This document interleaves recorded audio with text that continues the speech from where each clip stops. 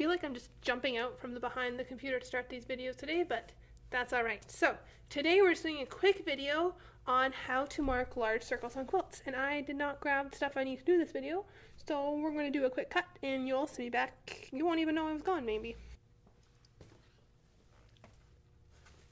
Alright, so I'm back. This is a leader grip. So this is what I use to clamp my quilts onto my machine, and that just hit the microphone. It was probably really loud. Sorry about that.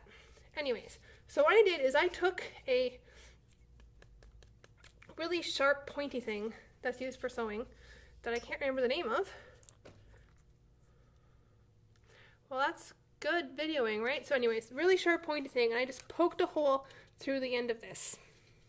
And then what I did is I took a piece of corrugated cardboard and a push pin and put the corrugated cardboard on the back of my quilt top and then pushed the pin through the center of where I wanted my circle to be.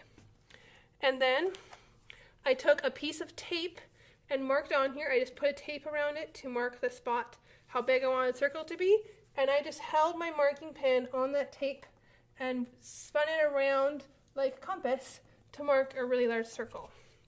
I have marked large circles by, instead of using something like this, by using a piece of string and tying it to a pin and sticking it through, and then your marking pin's on the other side to mark the circle.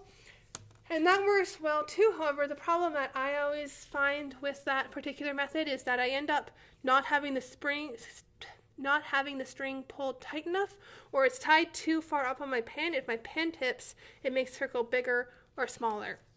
So I found this, I could just lay it flat on my quilt and then hold my pen on that tape. I use the tape just to mark the spot as opposed to trying to figure out how to get my pen to fit into here, and then I could just spin it around here. The nice thing about just poking a hole in one of these is that it's still perfectly usable. It didn't wreck it or anything. If you aren't someone who loads with leader grips, you could easily use a piece of like a yardstick or a meter stick or something, just anything that's sort of long and thin and reasonably stiff that you can poke a hole through and then use it as a compass. Before I did that, I did end up putting my quilt on the floor and taping around the edges of it just to make sure that it stayed tight, so it wasn't sort of wrinkly in the middle. It stayed tight, and it was really easy to just mark that circle around, and it worked really well. I'll put the pictures in of the quilt that I'm talking about that I did that with. I was really happy with how it turned out. So, like I said, quick video this week, but hopefully a little bit informative. And we'll see you guys next week.